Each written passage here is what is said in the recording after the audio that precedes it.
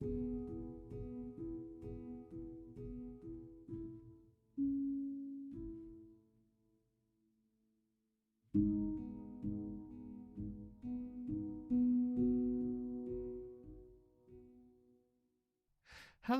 and welcome to Dissecting Philosophy with Dr. McDonald. In this episode, I'll be reading and discussing the section of Bestowing Virtue in Nietzsche's Thus Spoke Zarathustra. The section is split into three, and for the first two, I'll be going over and discussing examples from art of Michelangelo's David, Picasso's Guernica, Andy Warhol's Campbell's Soup. And I also have a wee film discussion about the movie Tigers Are Not Afraid. In the last little section, I have a discussion of the film School of Rock. So let's get cracking on. Of the Bestowing Virtue. When Zarathustra had taken leave of the town to which his heart was attached, and which was called the Pied Cow, there followed him many who called themselves his disciples and escorted him. Thus they came to a crossroad. There Zarathustra told them that from then on he wanted to go alone, for he was a friend of going alone. But his disciples handed him in farewell a staff, upon the golden haft of which a serpent was coiled about a sun. Zarathustra was delighted with the staff and leaned upon it. Then he spoke thus to his disciples: "Tell me, how did gold come to have the highest value? Because it is uncommon and useless and shining and mellow in lustre. It always bestows itself. Only as an image of the highest virtue did gold come to have the highest value. Gold-like gleams the glance of the giver. Gold lustre makes peace between moon and sun. The highest virtue is uncommon and useless. It is shining and mellow in lustre. The highest virtue is a bestowing virtue. Truly, I divine you well, my disciples. You aspire to the bestowing virtue, as I do. What could you have in common with cats and wolves? You thirst to become sacrifices and gifts yourselves, and that is why you thirst to heap up all riches in your soul. Your soul aspires insatiably after treasures and jewels, because your virtue is insatiable in wanting to give. You compel all things to come to you and into you, that they may flow back from your fountain as gifts of your love. Truly, such a bestowing love must become a thief of all values, but I call this selflessness healthy and holy. There is another selflessness, an all too poor, a hungry selflessness that always wants to steal. That selflessness of the sick selflessness.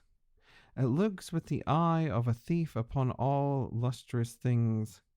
With the greed of hunger it measures him who has plenty to eat, and is always skulking about the table of the givers. Sickness speaks from such craving, and hidden degeneration. The thieving greed of this longing speaks of a sick body. Tell me, my brothers, what do we account bad and the worst of all? Is it not degeneration? And we always suspect degeneration where the bestowing soul is lacking. Our way is upward from the species across to the superspecies, but the degenerate mind which says all for me is a horror to us. So initially we have this image of the serpent, and this time coiled about a sun instead of coiled around the eagle that we had earlier on in the book. And what does this whole image about a serpent and a sun, or a serpent and an eagle, mean? That we have the sun ultimately representing Apollo, or Apollonian idea for things. And what does that mean? That Apollo is the god of reason, and the serpent is related into desire, and the opposite of that is Dionysus. And traditionally we have sort of this eagle and serpent image as well, that Nietzsche's also commented on earlier, in which the eagle gains the upper hand on the serpent, so therefore reason has control over our bodily desires. But the way in which Nietzsche always likes to make it work is that they're both in tandem and in unison with each other, and one cannot work without the other. In the sense of our reason would be nothing without our emotions and our desires and our drive, and likewise we need to get control of those drives and emotions, and so our reason also has the benefit of controlling our bodies and desires and so forth. So there's a back and forth between both of them, rather than having reason solely as a control over our desire. And we have this image then set up in very much this whole Apollonian idea for things in this first section, in which things go towards this ideal and image of things, this starting to paint this whole picture of creating images of things and holding up images as the highest ideals. And what ultimately Nietzsche says as well, that what do we exactly have in common with cats and wolves? And that's kind of the point here for this bit as well, that what exactly does someone aspire towards is to come out of their own animality in a way, to have this push away from their bodily desires and hunger and sex drive and so forth, being in control of their actions. What you want to go is to go beyond all that, as he says there, across to the super species, so becoming even more of a human being than what your own base instinctual drives would be. But also what sort of ironically hinted at as well is that just as we have sort of a hunger drive within us and the need for food, is also saying here, well, this need to get away from our animality towards being an ethical, virtuous individual. There's that same sense of driving towards and striving to become a better person and aspiring to be more and more virtuous. And they get that wee great line, that is why you thirst to heap up all riches in your soul. Your soul aspires insatiably after treasures and jewels because your virtue is insatiable in wanting to give. In the same sense of, we can't get rid of that drive within us, in the same sense of wanting to become a more virtuous person, having that relation back into our bodily drives. And of course, it's then making the point of, well, traditionally we think of becoming more virtuous is to become selfless and get rid of all selfishness, precisely by wanting to be a more virtuous individual. You have that insatiable drive within you that is selfish in a way, because you want to reap all treasures and rewards all for yourself by wanting to be a better person. And in a way, it's sort of that clash between our wanting to overcome our bodily desires, that then we have this idea of sickness that's then brought up. That sickness speaks from such craving and hidden degeneration. The thieving greed of this longing speaks of a sick body. Tell me, my brothers, what do we account bad, and the worst of all, is it not degeneration? And it's always in the sense of, the more you move away from the body, the more you have this whole sense of being sick about the world, sick about how you look upon your own body and drives.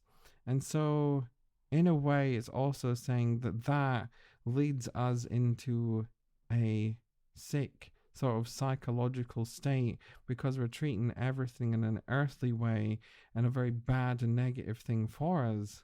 And then we get this whole idea of wanting to move upwards, away from our bodies, away from the world, in the next little bit that rounds off section 1. So continuing on, our mind flies upwards. Thus it is an image of our bodies, an image of an advance and elevation. The names of the virtues are such images of advances and elevations. Thus the body goes through history, evolving and battling. And the spirit, what is it to the body? the herald, companion, and echo of its battles and victories. All names of good and evil are images. They do not speak out, they only hint. He is a fool who seeks knowledge from them. Whenever your spirit wants to speak in images, pay heed, for this is when your virtue has its origin and beginning. Then your body is elevated and risen up. It enraptures the spirit with its joy, that it may become creator and evaluator and lover and benefactor of all things. When your heart surges broad and full like a river, a blessing and danger to those who live nearby, that is when your virtue has its origin and beginning. When you are exalted above praise and blame, and your will wants to command all things as the will of a lover, that is when your virtue has its origin and beginning. When you despise the soft bed and what is pleasant, and cannot make your bed too far away from the soft-hearted, that is when your virtue has its origin and beginning. When you are the willers of a single will, and when you call this dispeller of need your essential and necessity, that is when your virtue has its origin and beginning. Truly, it is a new good and evil, truly a new roaring in the depths, and the voice of a new fountain. It is power, this new virtue. It is a ruling idea, and around it a subtle soul, a golden sun, and around it the serpent of knowledge. So then we have the whole idea of virtue and images and the whole advancement of ideas through history, evolving and battling. So from that, we have the whole sense of knowledge is not something that is pure, not something that is absolute, not something that's always going to be true eternally, regardless whatever systems in place, regardless whatever philosophy and philosophical models that tries to create truth. Truth is always going to be something that has a history towards it, and whatever somebody has as an idea is automatically going to be in the sense of having a battle with other different ideas that are around and people's opinions. So it precisely clashes against the idea there traditionally in philosophy, where you try to create that foundation that's pure and absolute and good, and that'll try to get rid of all the battle, whereas Nietzsche's argument is no, everything is the battle, everything leads towards an evolving and a battling with other ideas, and it all leads to a big massive clash of things. And when we get that idea of the body, or as he says the spirit, then those things are going to be changing and evolving throughout history. It's not always just going to be one static idea that we have. And the same thing for virtues. And what's interesting as well, we have this whole clash with an image and what that image is then describing. So we have a sense of a clash with ideality and actuality, and the sense of whenever we name something or have a concept or an idea for something, that describes a thing in a given way, but as he says here, they do not speak out, they only hint for the images, in the sense of they're never going to be the actual object. And so we have this sort of sense of we only get hints and glimpses and little mirror-like reflections of what the actual thing is. Every single time there is an opinion or an idea about a thing, that's only one way to look at it. There's only one perspective. We don't get the actual object itself. And so we end up with this very fragmented idea for what knowledge is. If you think about knowledge in the sense of a broken vase, let's say, in an archaeological sense, where you have to try and piece together all the little different bits and bobs to fit into being a complete vase again, well then if you take each little piece and bit of the vase, then we'd get into what Nietzsche's trying to say here is each little bit would allow us a different viewpoint and different perspective and how we can view the thing as a whole differently in each case. But then we also have the whole sense of creation and creativity coming back out here to say, well, whenever we raise up over our bodies, that's when the sense of we become a creator, an evaluator, and a lover of things. So it's interesting to say we have the one critical aspect of ideality, but then we also have the sense of, well, creativity can't take place unless we have that move towards an ideal creative space that Nietzsche sort of argued for previously as well in the section of the way of the creator. And we have that pop up again here where Nietzsche's going to again argue that we need to move away from everyday existence, herd mentality, everyone around us in a sense, because what that's going to do is all bring us down into accepting what somebody else says, devaluing our own way we think about things. And what does that creative space allow for us to develop our own ideas, develop our own opinions, not allow ourselves to bring ourselves down? And it's the whole sense of when you despise the soft bed and what is pleasant. So it's a sense of as well moving away from your own comfort and what's around you and what you think is good for you, in the sense of moving then towards wanting your own way of doing things, wanting your single will, it says. What does that mean? Wanting your own way of doing things away from the many. And then once you get towards that, you get into that idea of wanting to create a new sense of how you think about things, your own way of thinking about things. And then we get into the whole thing, it's a new good and evil, truly new roaring in the depths, and a new fountain, the voice of a new fountain. And so we could say for section 1 then, it very much is Apollonian, as Nietzsche has in the concept of that in Birth of Tragedy.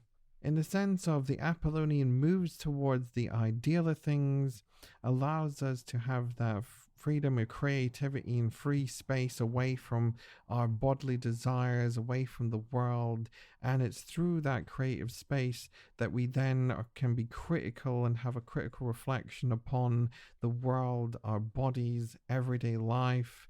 And then we don't want the comfort of our own soft bed, as he says, anymore. Then what do we do in that creative space? Create an ideality, really. Create an image that's gonna basically be the point of critical reflection upon how we think about things in the world. And we get this whole sense of creating something that then has an influential impact upon how we think about the world in section 2. And it's precisely then section 2 is the Dionysian aspect of it. So let's get tucked into section 2. Here, Zarathustra fell silent a while and regarded his disciples lovingly. Then he went on speaking thus, and his voice was different. Stay loyal to the earth, my brothers. With the power of your virtue, may your bestowing love and your knowledge serve towards the meaning of the earth. Thus I beg and entreat you. Do not let it fly away from the things of earth and beat with its wings against the eternal walls. Alas, there has always been much virtue that is flown away. Lead, as I do, the flown away virtue back to earth. Yes, back to body and life, that it may give the earth its meaning, a human meaning. 100 times hitherto has spirit as well as virtue flown away and blundered. Alas, all this illusion and blundering still dwells in our bodies. It has there become body and will. 100 times has spirit as well as virtue experimented and gone astray. Yes, man was an experiment. What a fantastic line that is, isn't it? Man was an experiment. Alas, much ignorance and error has become body in us. Not only the reason of millennia, the madness of millennia too breaks out in us. It is dangerous to be in error. We are still fighting step by step with the great chance, and hitherto the senseless, the meaningless, has still ruled over mankind. May your spirit and your virtue serve the meaning of the earth, my brothers, and may the value of all things be fixed anew by you. To that end, you should be fighters. To that end, you should be creators. The body purifies itself through knowledge. Experimenting with knowledge, it evaluates itself. To the discerning man, all instincts are holy, The soul of the elevated man grows joyful. Physician, heal yourself, thus you will heal your patient too. Let his best healing aid be to see with his own eyes him who makes himself well. There are 1,000 paths that have never yet been trodden, 1,000 forms of health, and hidden islands of life. Man and man's earth are still unexhausted and undiscovered.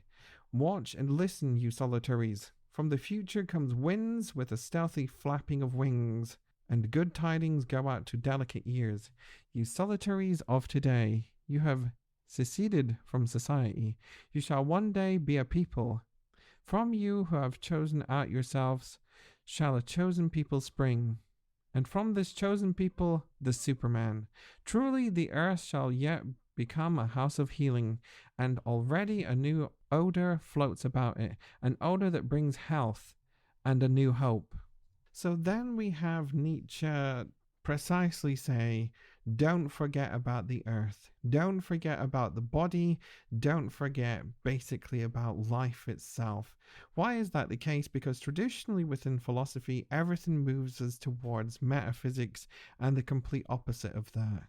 Moves us towards the soul, moves us towards the afterlife, moves us towards just that whole pure foundation for our knowledge, foundation for ethics and action and so forth. What ultimately does all that mean is that we end up in this very static model that could potentially always drive us towards just the end of our lives, the afterlife. All actions are just determined towards to go to the end of our life. And we forget about living our life, the importance of our bodies, the enjoyment of life itself, and just living, and knowledge itself becoming static over a period of time as well. And then we have Nietzsche have the fantastic argument about fighting step by step with great chance, in the sense of novelty and chance has an effect upon meaning, in the sense of knowledge is not something that is absolute, but knowledge is something that comes to us very much by chance and changes through chance, and novelties and newness is based on novelties and all the little things that happen purely sometimes by complete accident. And we also get this sort of repetition of experimentation, and that precisely that great line, as I said there as well, man was an experiment, and experimenting with knowledge in the sense of, again, not allowing it to remain static, not allowing it to just wanting to be in an absolute state where facts are always going to be one given way. How we're going to think is always going to be in one given way.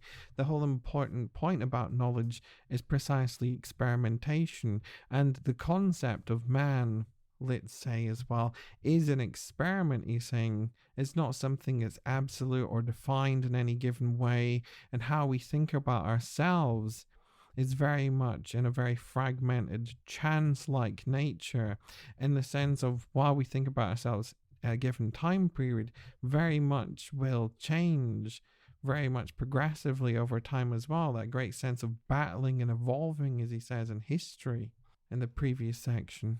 And so we get this sense of this move towards an ideality. If we push it too far, we end up with a sickness almost, and a sick psychological makeup about thinking everything's wrong with our body in the world. Where does all the health then come from? Then that's what we get at the last little section as well. All the health and healing ourselves basically is this move back towards the earth, back towards the world and our bodies. Then we have our best healing aid basically as well. Then we can start to get away from all this harm that's been created throughout history through this emphasis on a metaphysics and approaches that move us precisely away from life. And then sort of rounding off the section as well, we have that whole idea of someone who creates something in a space away from society, saying that's okay for people who've moved away from society and away from this whole herd mentality about things and want to create something for themselves. He says, well, that's absolutely fine, because one day, even though people might not agree with you now, you'll eventually find people who agree with you in the future. And that set of people, as long as they move towards a focus back on the earth, a back on arguing for the importance of the body and so on, then that'll all lead us towards a much more healthier approach about how we think about things. And for these first two sections, I think a good examples is through the creation of art here, in the sense of you can see Nietzsche making the argument here that when we get into creativity and wanting to create everything in a space and so forth and moving towards an ideality, then we can precisely think about the idea of beauty in art. And that's what traditionally art argues for within philosophy as well. What makes a thing beautiful or not?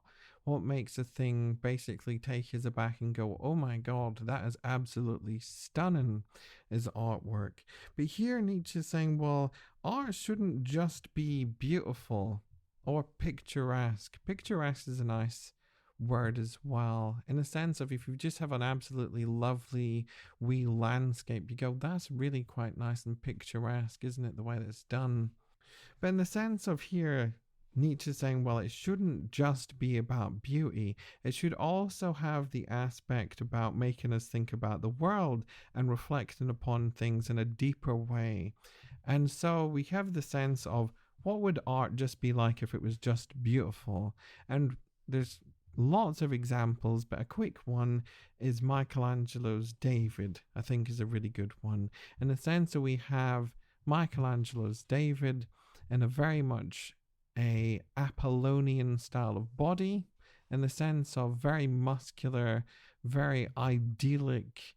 The very form that it takes place is almost divine in a way, because it's so perfectly done and perfectly sculpted that it looks too good almost. That how can a physical human body look that good?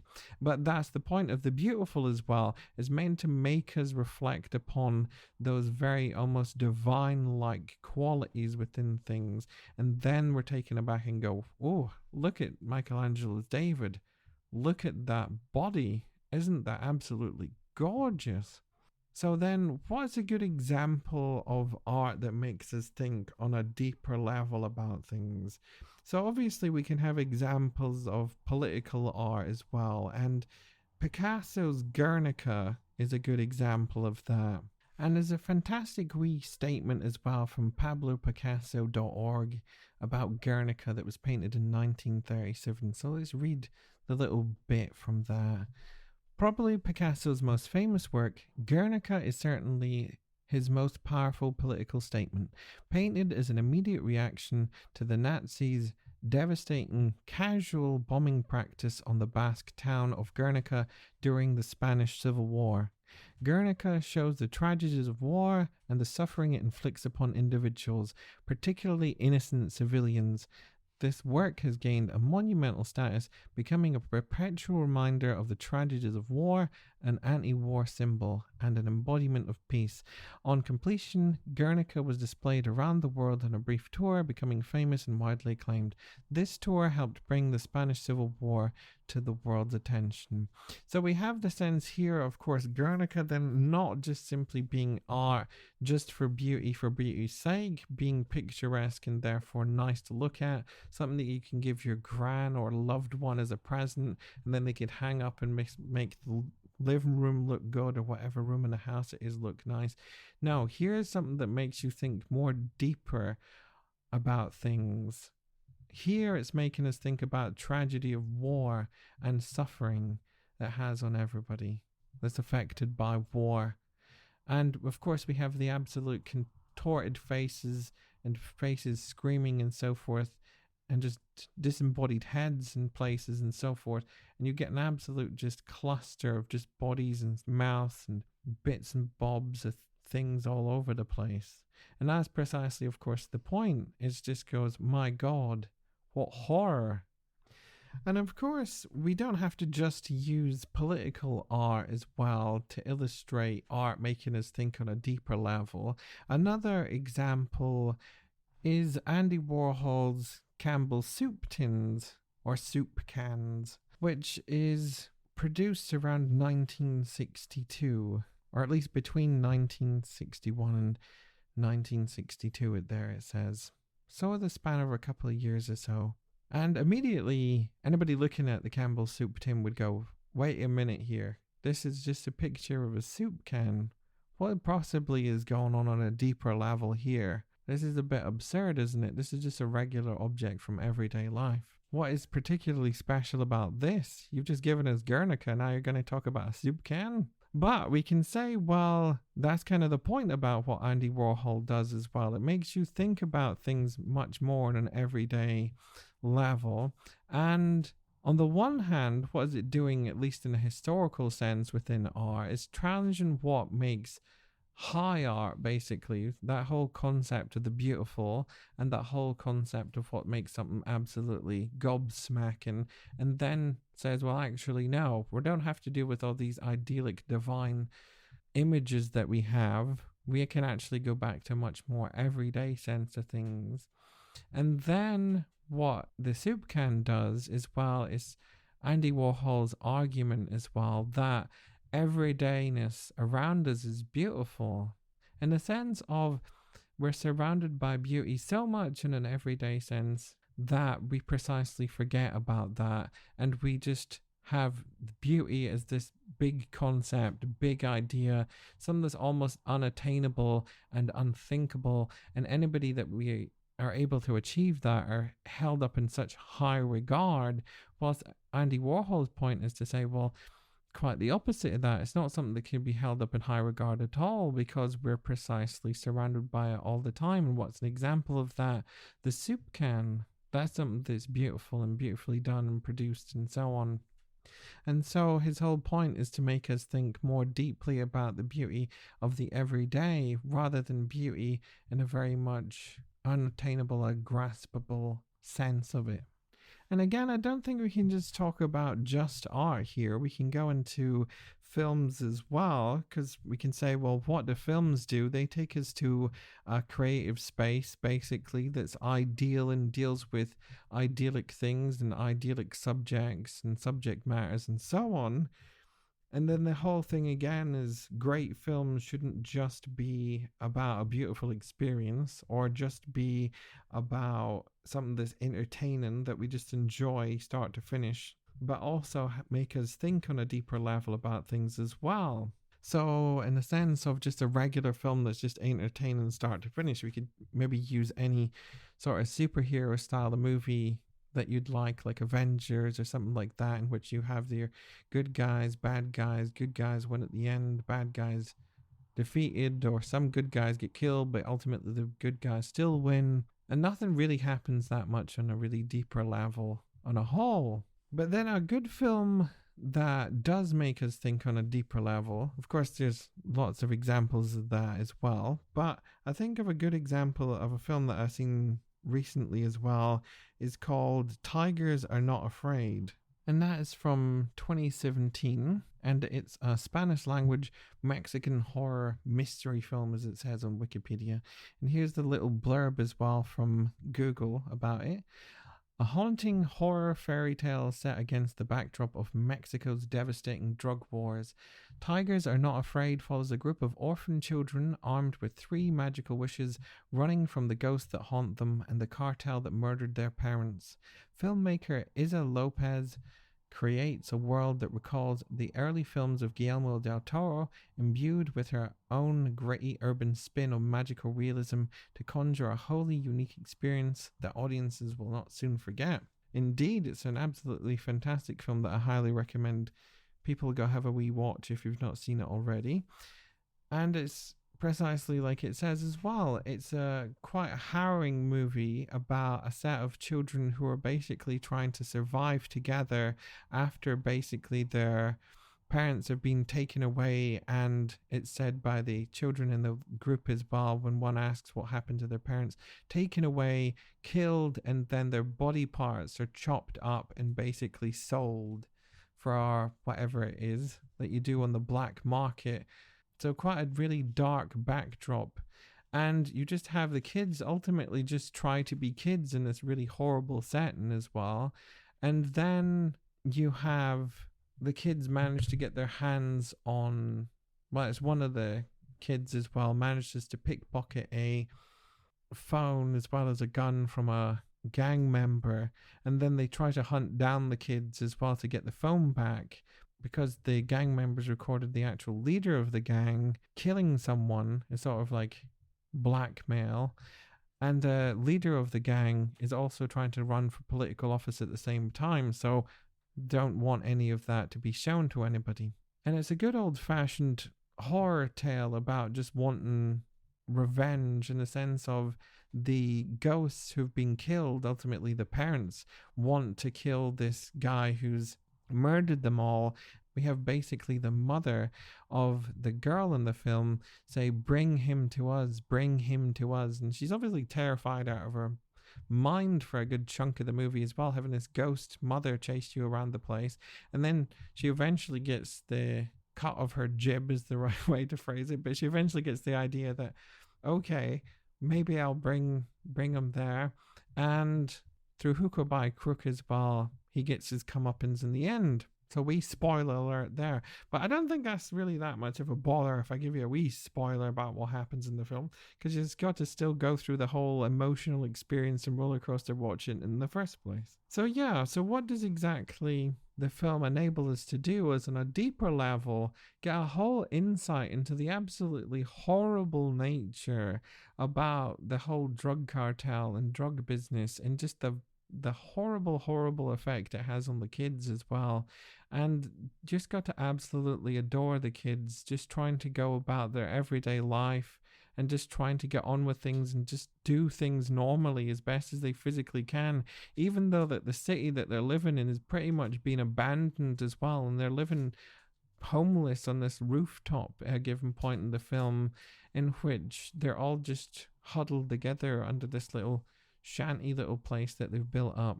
And why is it completely empty? Because the gangs have killed people, and people have moved away from that. And you also have the sense of there's a school that gets, I don't know if it gets shot up inside or they're shooting outside. It's not exactly clear, but there's basically the bit in the film as well where all the kids just suddenly have to take cover under their desks. And it's like, my God, what the hell? They're just trying to learn here. Why the hell do they have to go through all that? So precisely it gives it as an insight there into the whole aspect, the horror of that reality of what's going on within very much the overall thematic thing of being a horror movie as well. So moving on to section 3. When Zarathustra had said these words, he paused like one who has not said his last word. Long he balanced the staff doubtfully in his hand. At last he spoke thus, and his voice was different. I now go away alone, my disciples. You too now go away and be alone, so I will have it. Truly, I advise you go away from me, and guard yourselves against Zarathustra, and better still, be ashamed of him. Perhaps he has deceived you. The man of knowledge must be able not only to love his enemies, but also to hate his friends. One repays a teacher badly if one remains only a pupil, and why, then, should you not pluck at my laurels? You respect me, but how if one day your respect should tumble? Take care that a falling statue does not strike you dead. You say you believe in Zarathustra, but what importance is Zarathustra? You are my believers, but of what importance are all believers? You had not yet sought yourselves when you found me. Thus do all believers. Therefore, all belief is of so little account. Now I bid you lose me, and find yourselves, and only when you have all denied me will I return to you. Truly, my other eyes, my brothers, I shall then seek my lost ones. With another love I shall then love you. And once more you shall have become my friends, and children of one hope. And then I will be with you a third time, that I may celebrate the great noontide with you. And this is the great noontide. It is when man stands at the middle of his course between animal and superman, and celebrates his journey to the evening as his highest hope. For it is the journey to a new morning. Then man, going under, will bless himself, for he will be going over to Superman, and the sun of his knowledge will stand at noontide. All gods are dead. Now we want the Superman to live. Let this be our last will, one day at the great noontide. Thus spoke Zarathustra. So then we have Zarathustra round things off by saying that he's going to leave everyone and then go back into the mountains, which is how the next section starts as well, with Zarathustra back in the mountains again.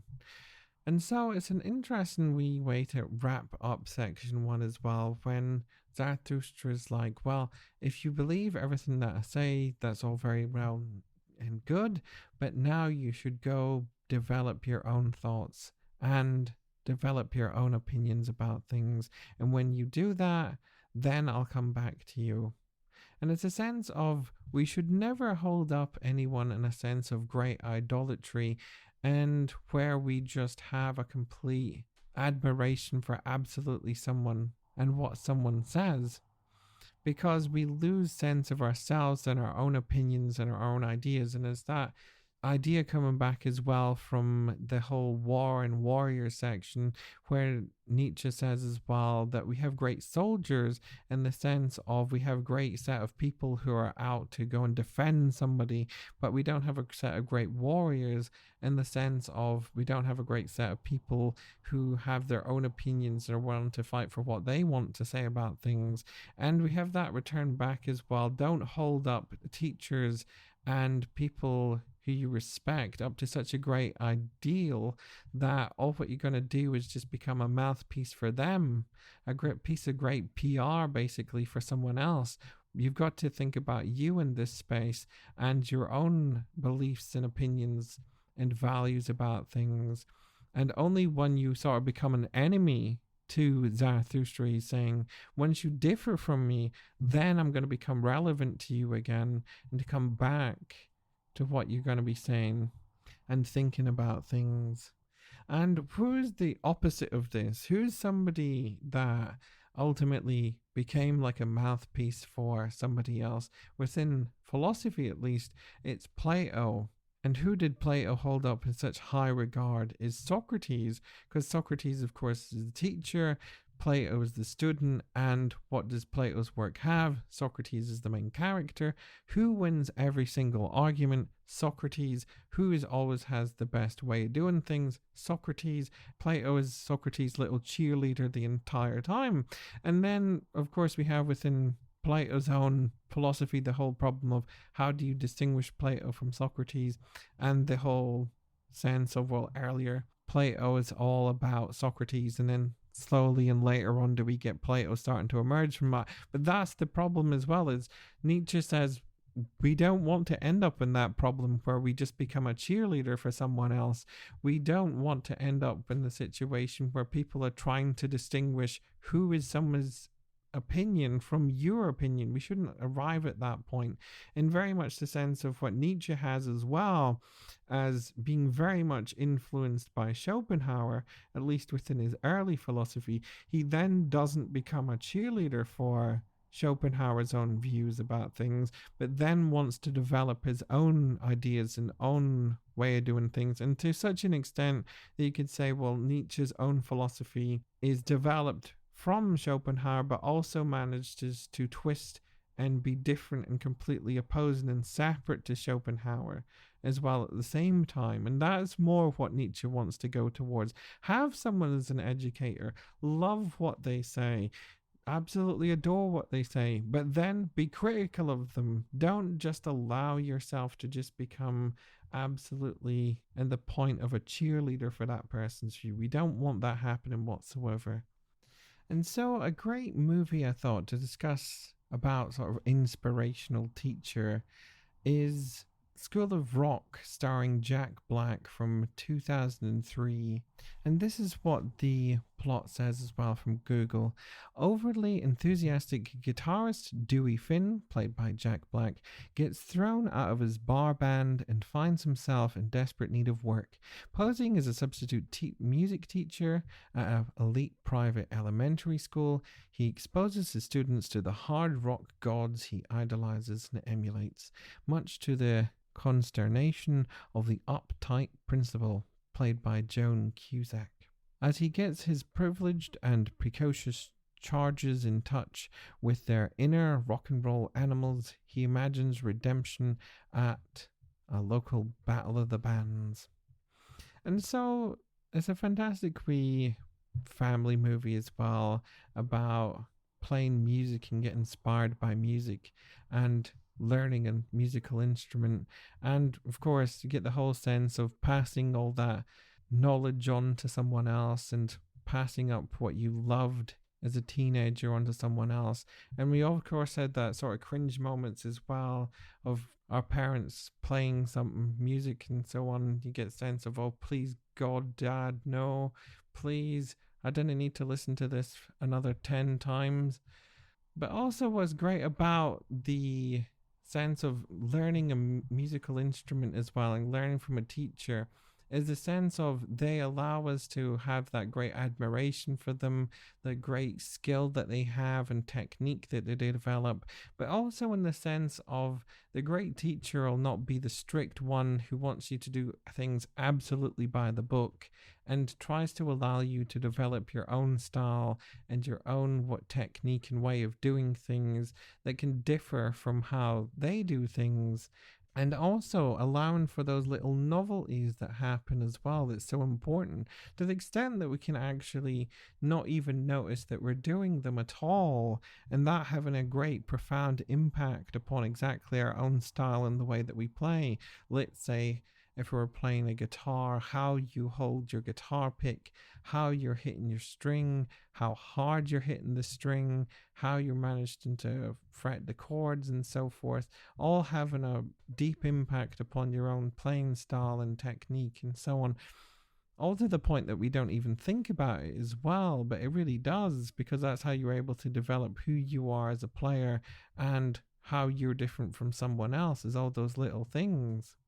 In the same sense of also sharing our love of something as well, especially with another person or with children, it's a sense again of, well, you have to allow your kids to develop their own loves and own passions for things. And when it comes to music, sure, we may incredibly love Led Zeppelin and completely think what is exactly wrong with our children if they don't like Led Zeppelin. But on the other hand, well, that's perfectly fine if they don't.